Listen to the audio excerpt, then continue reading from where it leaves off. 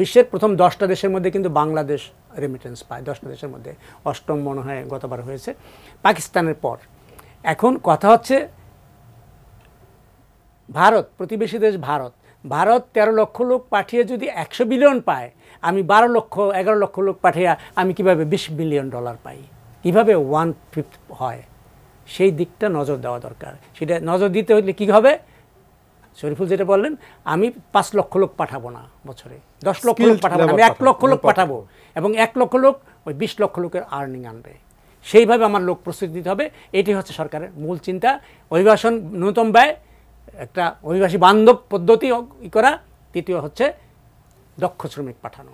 বহু মানুষের আমাদের জীবনটা শুধু বাংলাদেশে, আমাদের জীবনে কোনো বিকল্প নেই। আমি মনে করি আমার কৃষক, আমার প্রবাসী শ্রমিক, আমার সাধারণ মানুষরা এখনও সৎ আছে, কিন্তু আমার সিস্টেমটা একটা দুর্বৃত্তায়নের সিস্টেম। সেই সিস্টেম যদি আমরা ভালো করি, আমরা যদি কালকে থেকেই মনে করি যে আমরা ভালো করতে চাই, আমি মনে করি আবার বাংলাদেশটাকে ঘুরে দাঁড়ানো সম্ভব। এবং আমি বিশ্বাস করি কেউ না কেউ কোনো না কখন সময়, আমি আশা করি আমাদের প্রধানমন্ত্রী সরকারি অ্যাটলিস্ট কাল থেকে চেষ্টা করুক অভিবাসন ব্যবস্থাপনা আমরা একটু ঠিক করবো।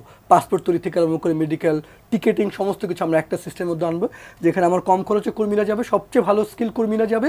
এবং মালয়েশিয়ার ক্ষেত্রে আমরা সরকারের কাছে অনুরোধ, শুধুমাত্র আপনার একটা তদন্ত কমিশন করেন যে মালয়েশিয়া কী হয়েছিল, এরপর আপনি সেই কমিশন সামনের বার যেন অন্ততপক্ষে আবার সেই ব্যবস্থা নেওয়া হয়।